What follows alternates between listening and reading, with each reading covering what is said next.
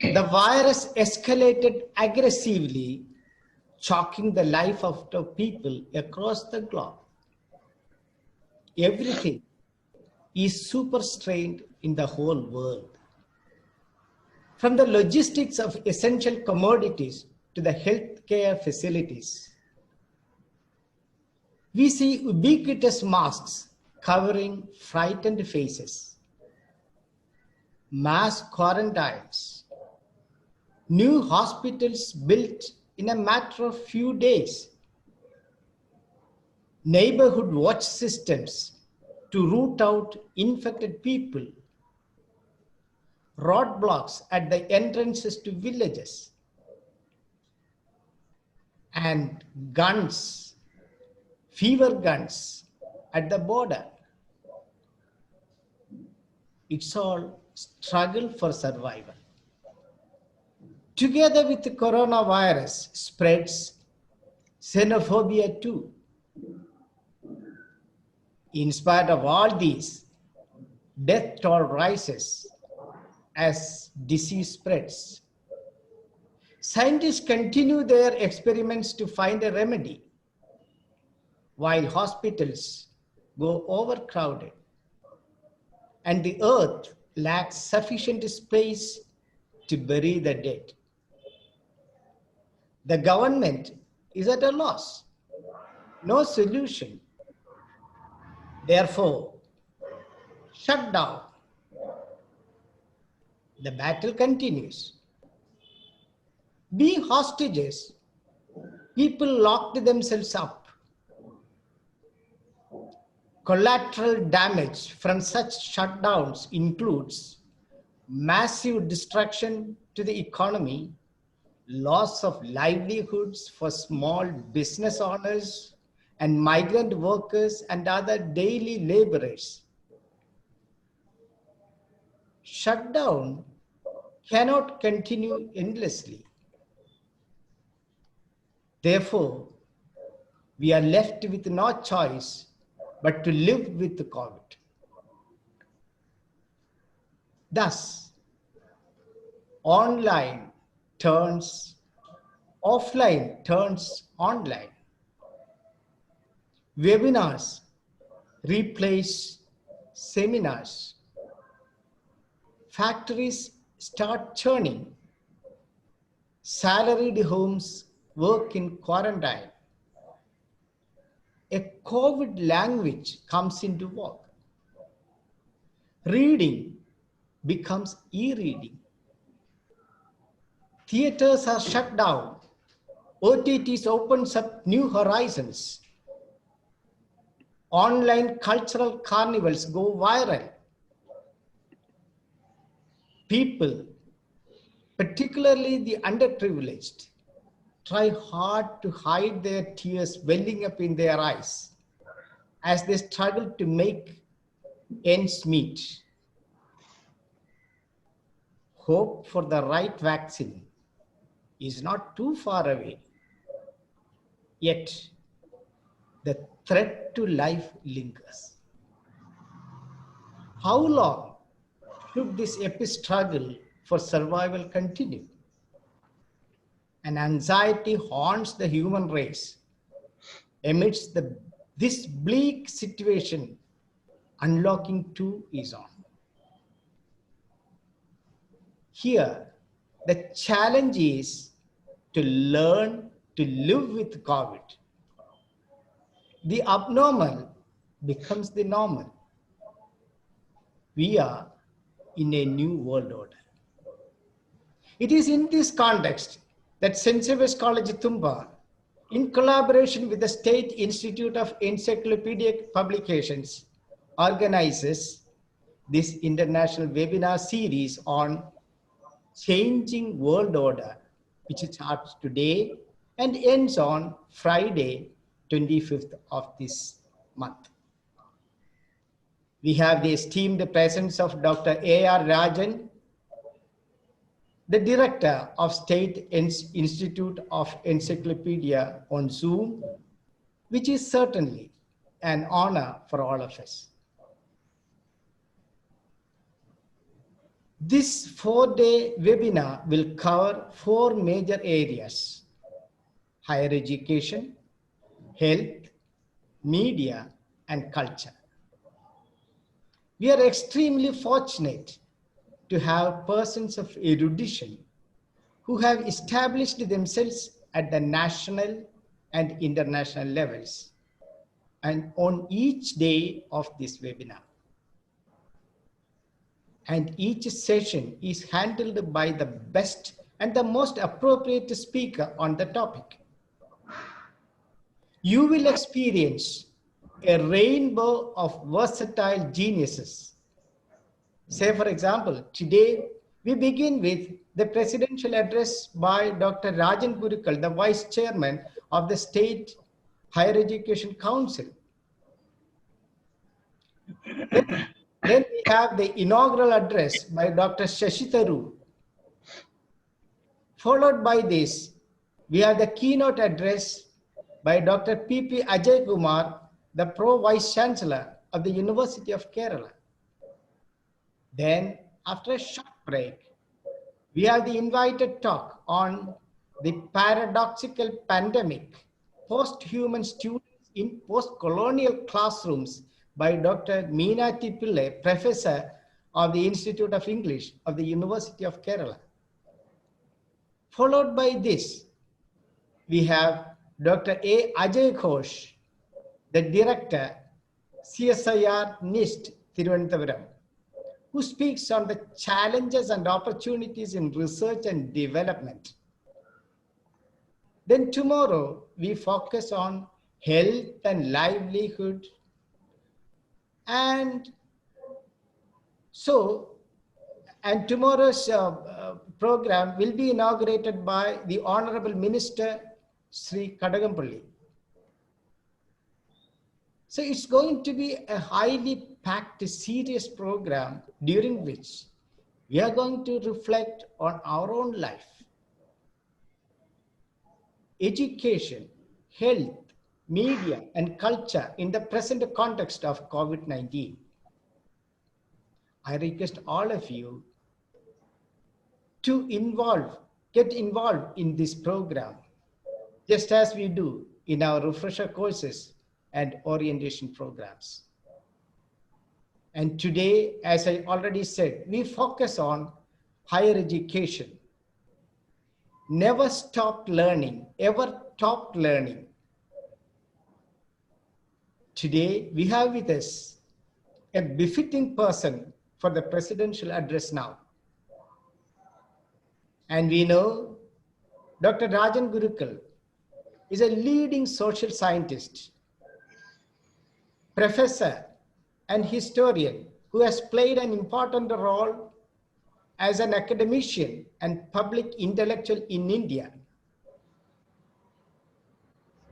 Dr. Rajan Gurukal is a respected voice in Kerala.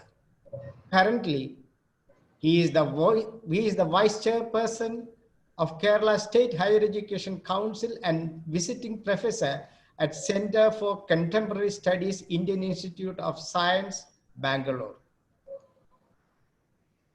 He has been the former Vice Chancellor of MG University, Kottayam, an avid reader, critical theorist, and a prolific writer. He has authored several monographs, research articles, has been actively engaged with several projects in association with the UGC. With much delight, welcome Dr. Rajan Gurukal for the presidential address. Thank you, Father. Shall I begin? Yes. Esteemed Principal of Kumba St. Xavier's College, IQAC Coordinator, and my dear colleagues, I would quickly make a survey of the change that is going to stay in the domain of higher education, the change consequent on COVID-19. Before I start, let me make an apology. I am at the moment speaking from a place of very poor bandwidth and connectivity. Anytime I may get disconnected, but I hope I'll be able to communicate what I would like to within a short duration so that we don't get disconnected. It's always better to have a review of antecedents to understand the present features and then make generalization upon the changes in the field of higher education that are going to stay. Pandemic crisis causing massive human resource loss had intensified the basic contradictions in the past also, the past socio-economic relations, accounting for radical system change, radical systemic transformation in the wake of pandemics in the past. Needless to say that contemporary system of higher education wouldn't be immune to the process. Referring to the antecedents, as a student of history, the plague of 14th, 15th, 16th, and 17th centuries comes to my mind. It was very ferocious. Despite huge human loss of life, economic crisis, social upheavals, and political battles, universities during the period functioned very well. In fact, they proliferated, augmenting the horizon of knowledge through centuries. And also, they maintained their intellectual pursuits intact, or perhaps much more vigorously during the critical period of health crisis. Now, during the period I mentioned, that is 14th to 17th centuries, human civilization experienced the spirit of inquiry, criticism, and adventure. All this accounted for epochal transformations, such as the coming into being of Renaissance, the making of adventurous navigations and geographical discoveries, religious reformation, and then the Industrial Revolution. A significantly restructured and academically diversified in the wake of the pandemic, particularly the lockdown period, universities and colleges boomed as centers of critical inquiries, fundamental discoveries, and path-breaking inventions.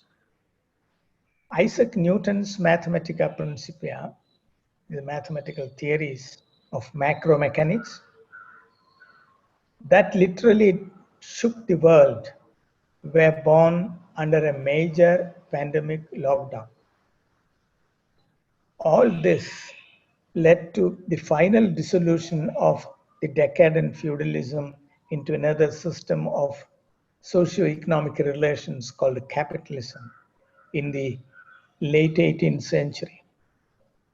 A major health crisis occurred as a result of the outbreak of smallpox in the 19th century. It took many lives, but universities and colleges somehow maintained their principal pursuit of production and transmission of new knowledge. Discoveries of Louis Pasteur, Joseph Lister, Robert Koch, and Janosky in the late 19th century heralded bacteriology and diagnostic laboratory test culture. It was towards the end of 19th century virus was discovered by Buring, say in 1898. All this gave rise to a new treatment culture. Similarly, Spanish influence of 1918-19, it killed around 50 million people. And then the World War followed. But virus attack was much more ferocious than the World War. Nevertheless, science and technology advanced through researches leading to path-breaking discoveries and inventions all along the periods of crisis, thanks to the development of higher education. Higher education survived even the major economic crisis of 1930, the Great Depression. Ever since industrial capitalism did encounter a series of recessions aggravated by contagions like measles, SARS, MERS, Ebola, and AIDS. Somehow education was growing. In one way or other, the pandemic returned more vigorously, but thanks to the development of higher education, it was always possible for human beings to establish a relationship of successful encounter with them. Higher education sector registered a phenomenal expansion across the world and witnessed an unprecedented explosion of knowledge in all fields. Now we come to COVID-19 impact. COVID-19 pandemic impact is not likely to bring about any systemic change in the global economy, for it has mutated as techno-capitalism. Global economy has become techno-capitalism today. In common place language, this version of capitalism is called a knowledge economy or knowledge capitalism, capable of overcoming the crisis, as pointed out by various political economists. But there are political economists who don't think that capitalism would survive. That's a different issue. Anyway, I subscribe to the view that capitalism as knowledge economy would not only survive but flourish. Hence, higher education is not going to be affected. Nevertheless, the reforms underway at a slow pace would help higher education adjust itself very effectively. And I'm not forgetting the negative impact during pandemic lockdown and also the negative impact we are suffering due to the universalization of online teaching. Online teaching is no substitute for real teaching, as all of you know. Real is real and virtual is not even a patch on it. All over the world, the COVID-19 situation has released a sudden spurt of demand for online teaching and learning. It has given a big impetus to online technology to generate a variety of teaching learning tools with innovative additions. Every day, new tools and apps are coming up, claiming capacity to enhance teachers' efficiency in quick mobilization and effective delivery of knowledge sources and knowledge itself. But it's not that easy for us to go anywhere near the real potential of technology. My reading is that so far we have been carrying forward the drudgery of the classroom to the technology instead of making use of the potential of the technology. Online teaching and evaluation would be pushed as a new normal under the pretext of the pandemic crisis. Online delivery of lessons would not be feasible in the case of about 30% of the students who are still at home. It would upset objectives of access, equity, and excellence in the higher education sector. Kerala, a state of high literacy and sprawling urban growth, is no exception to the convergence of rural-urban contrast to the digital divide. At the national level, also this is the situation. Despite the country's status as a prominent IT service provider to the world, over 700 million of its people suffer from illiteracy. So you can imagine the gravity of digital divide and the consequences of the social and economic over there. A major health crisis occurred as a result of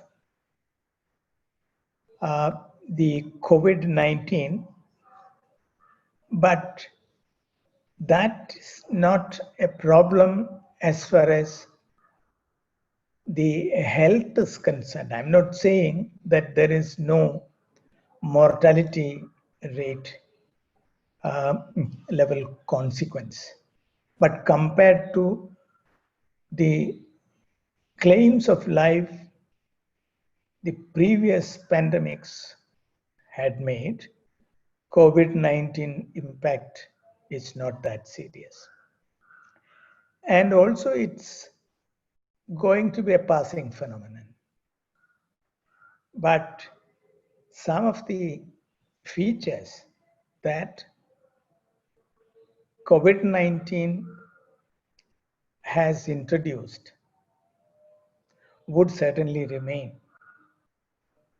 It's predictable that the online teaching learning technology is going to stay, and it's going to be a very influential component of higher education.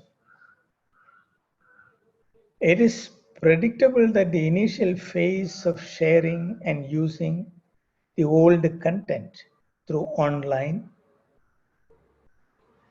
as an inevitable alternative or the only way to overcome the crisis. Now we have started exploring the possibilities of democratizing the technology among our teachers and students. Students have been learning this all by themselves. I'm talking about students capable of accessing the technology, students with the resource base, economic position, and also social status for it. Now, they have been learning the use of electronic media and other sophisticated tools. And the young generation is used to it. But the teachers are not like that. Teachers are yet to become at home. I'm not saying that there aren't teachers among us capable of handling tools and apps of electronic sophistication. But anyway, it has become a compulsion on us that each and every one of us should be using the electronic learning, teaching, management system. We have to follow the synchronous and asynchronous methods for our teaching. We have already been using video conferencing or webinars under the compelling circumstances. We will have to adjust ourselves with the technology, but as usual, you can always see resistance from the part of the teachers. But as Elizabeth Kubler said, there is no point in making resistance, particularly in the case of technology. And also when you have your principal clientele, the students, naturally accustomed to the new technology. So if you don't change, then there would be a major cleavage between teachers and students. So I recollect what Elizabeth Kubler said, that normally when something is introduced, especially from above, then first there is resistance with fear. And then there is a tendency to adjust with it. So first we reject the introduction with fear, and then we try to negotiate with it, and finally through what is called, say, negotiation, and then getting trained by ourselves, and then you get disappointed, and then finally you accept.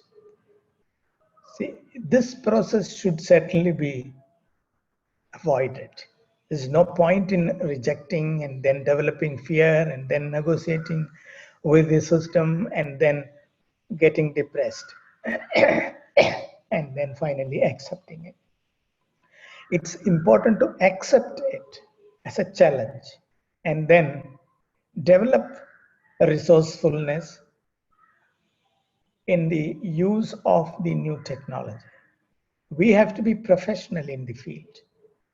We have to be professional with some amount of anxiety about what is likely to come. Let us look at the children. Now, they are depending heavily on imaging, pictures, visuals for developing comprehension about anything. Their sensibility is heavily dependent on pictorial representations. And their teachers are heavily dependent on language. Language not only to describe something, but also to demonstrate through illustration how to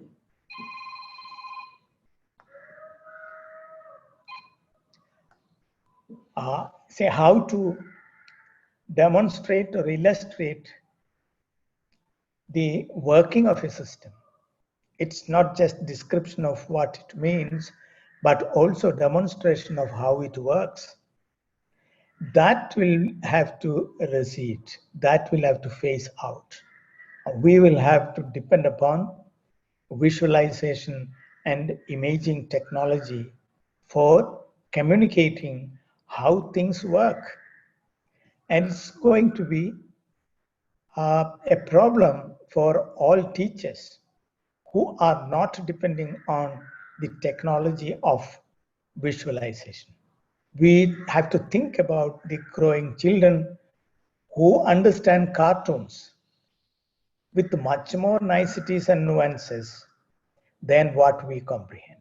We don't understand many aspects of the cartoons, but a 3-year-old child is able to grasp even the nitty-gritty of presentation of a theme through the language of cartoons. So when we teach things which are not of our life-size objects or process which we don't see at all, things like subatomic particles, their relationships and dynamic. We have been communicating this through mathematical language. Now, we know that many people don't follow the complex mathematical language.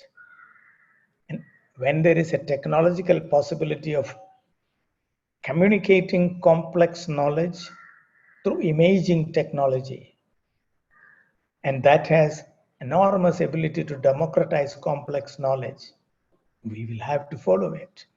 We have to depend upon the technology to communicate things which we cannot see, the invisible, by depending upon imaging technology. So a teacher has to learn how video clippings of animation or imaging can be used as part of our instructional strategy. We have to know technically how we can develop e-content as integral to our teaching program. It's important to know technically how mind mapping can be used as part of our instruction, how infograms can be used as part of our teaching. Now we have to remember that at least for some time, this physical distancing will continue and teaching, learning will have to take place through online technology.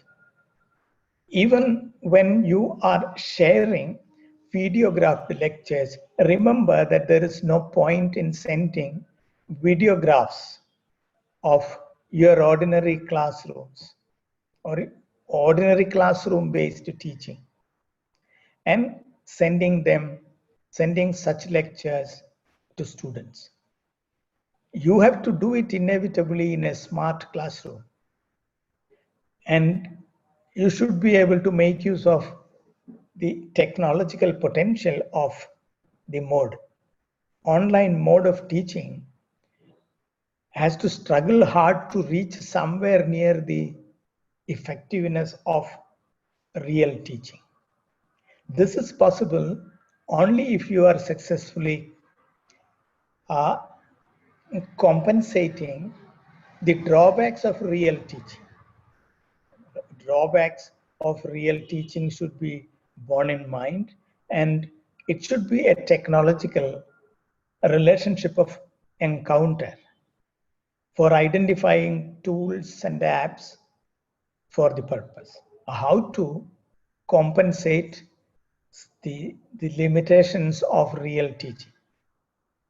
And there are very many apps and tools for that. And that is about the online teaching. And I don't want to tell you how students capable of accessing are doing successfully They're learning through Coursera, edX, FutureLearn, Udacity, Canvas Network, and many others. There are many such learning open centers. Therefore, we should know that at least some 20% of the students would be more competent than our teachers. They know how to access the open platforms and use learning systems. COVID-19 will certainly transform some of the practices, some of the teaching learning practices. For example, the virtual mode will dominate for good or bad. And that will lead to a reconstitution of the meaning and concepts of teaching and learning. A change in the concept of outcome will come into being. Change in the concept of competence. Change in the concept of teaching, learning, as I already mentioned, that will reconstitute our mode of evaluation. That will change our entire concept of examination. But all this will certainly affect our access equity, what is called the problem of digital divide and so on. There would be certainly mounting problems of digital divide.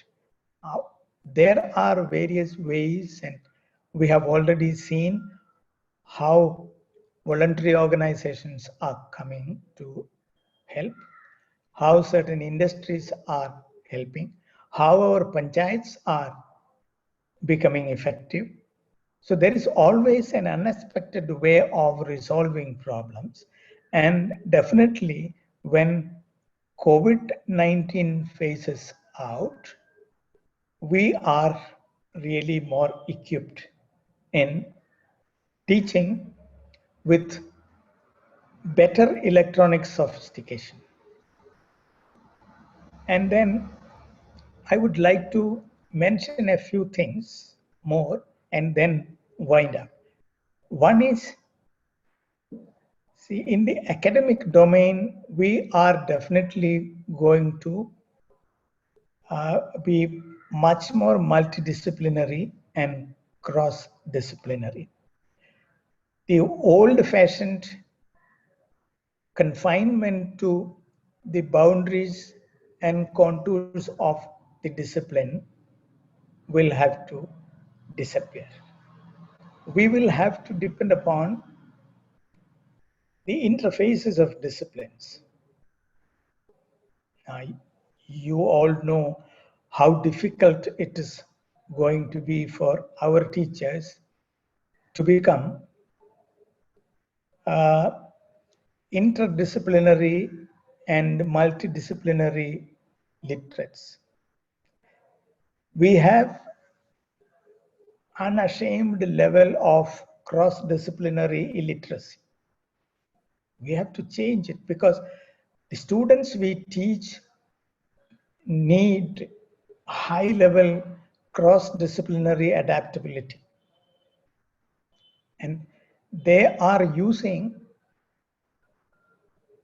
the web for communicating with various institutions and students.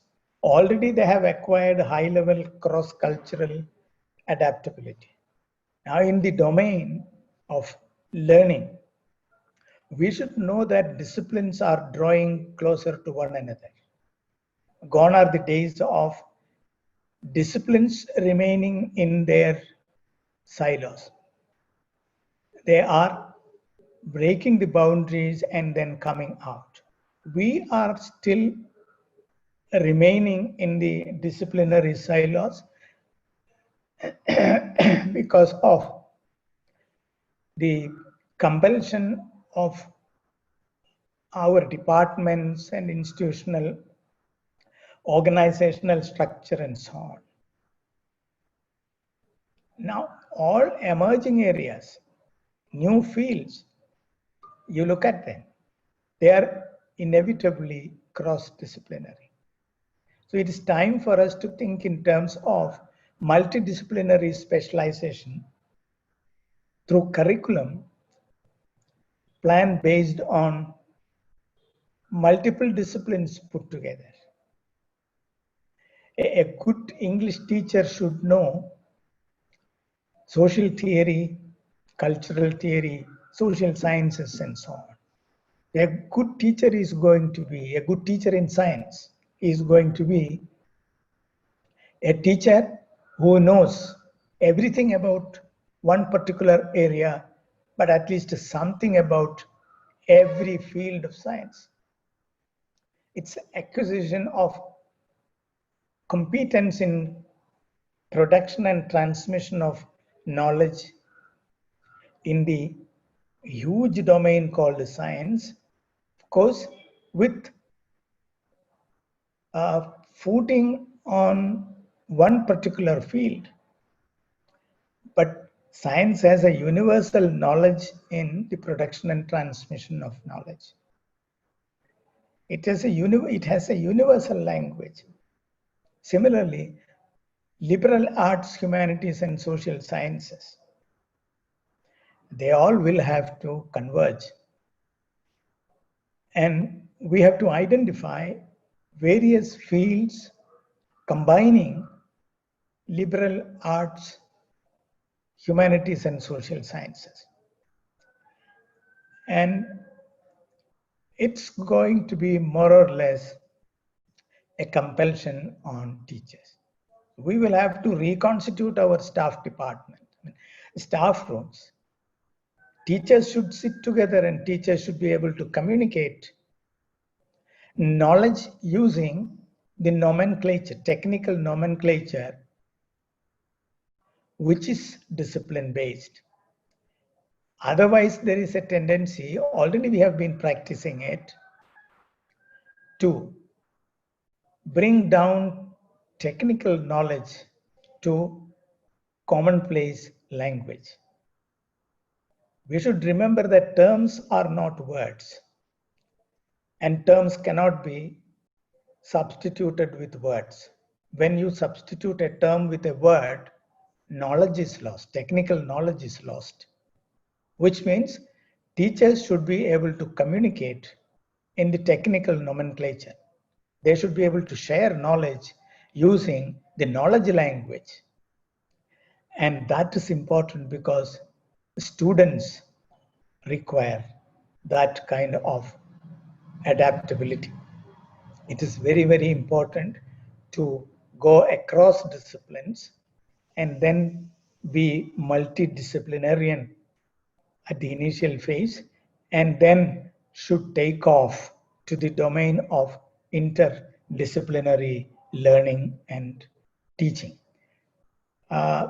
Immediate response of government to this scenario is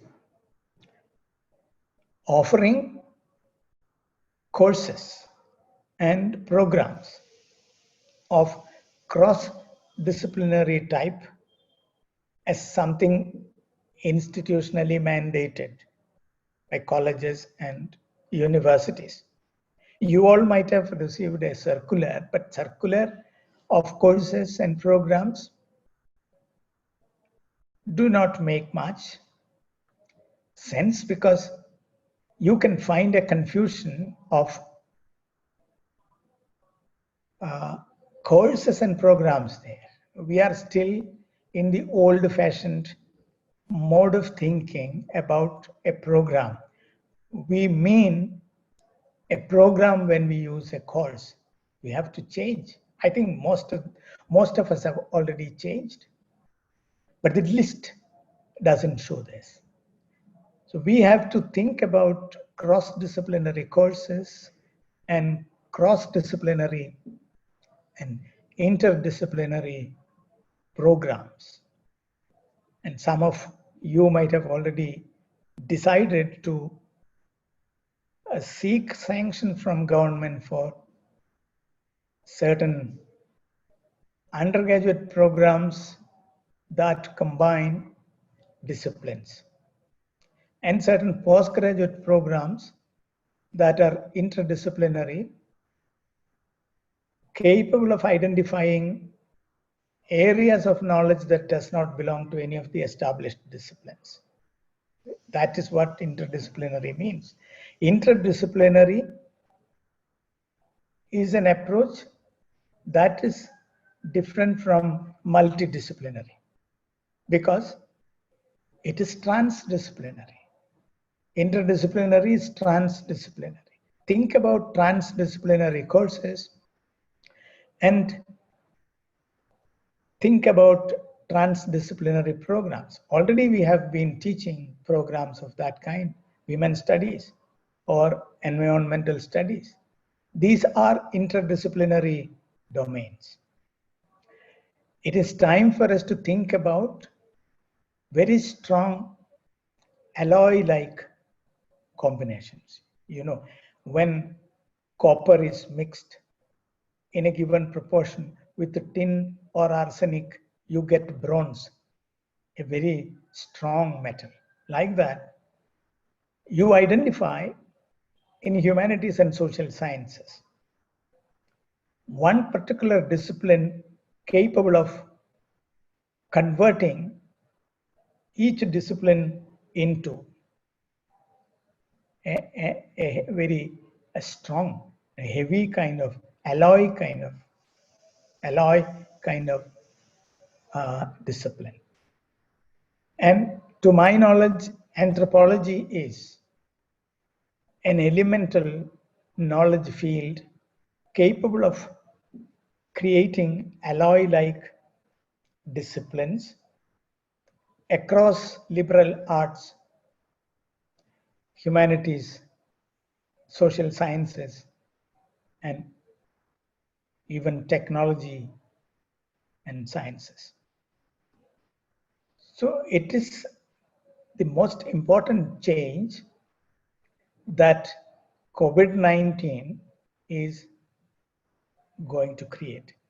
It's not COVID-19's contribution, but I would say that COVID-19 has created an atmosphere for the government to think about making some important change in the domain of higher education. Are they teaching, evaluation, technology of all this would be making even institutional, organizational changes. There should be enough flexibility and choice in every aspect of what we do in our institution. The last point is that the most transforming influence behind is global economy. I repeat, global economy will certainly have some setbacks, but global capitalism, already mutated as techno-capitalism, will prevail, and it requires multiple knowledge fields which are heavily dependent on science and technology. We have also started teaching some of science tech hybrid fields of knowledge like biomolecular engineering or nanotech sensors and nanotechnology and molecular biology or various such disciplines, artificial intelligence, robotics, and so on. There are multiple fields of knowledge that combine what is called science and technology. Science tech combines are generating new knowledge, and the economy called techno-capitalism or knowledge capitalism is heavily dependent on production and exchange of marketable knowledge. It's an economy that is constituted for the principal function of production of marketable knowledge consumption of commoditized knowledge and exchange of knowledge commodities. And that economy is unimaginably powerful today. This economy is organized as corporates, and corporates have established huge research establishments globally. They are not depending on universities and colleges for producing marketable knowledge. Because marketable knowledge means intellectual property and patents. It is intellectual property and patents that you find exchanged today at unimaginable price level. Just one example, a software can cost something like 19 billion US dollars. Think about what was the price for Zuckerberg to purchase WhatsApp. He paid $16 billion as cash price, and then various other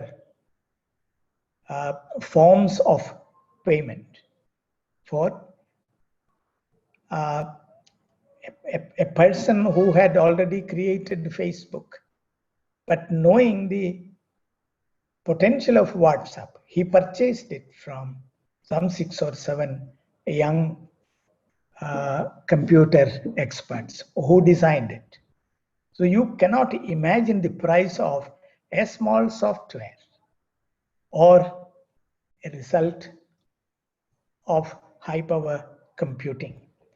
So that kind of an economy which has helped capitalism to facilitate its capital accumulation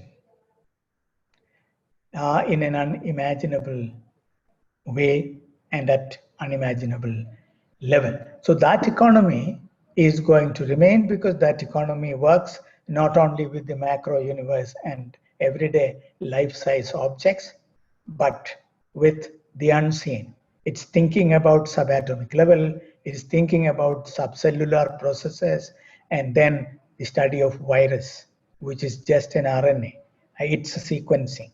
All these are part of this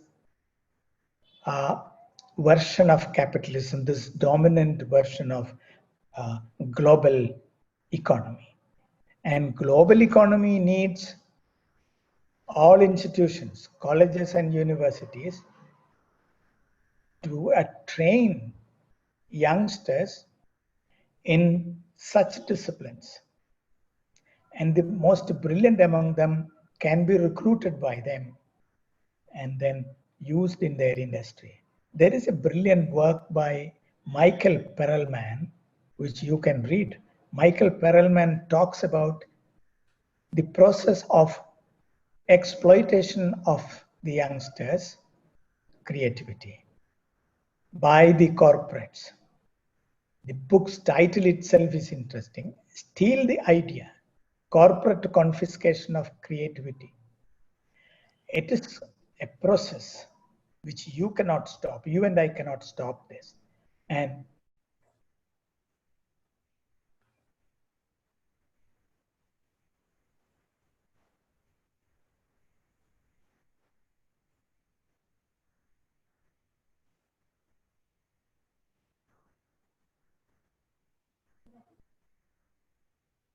സാറിന്റെ video പോയി.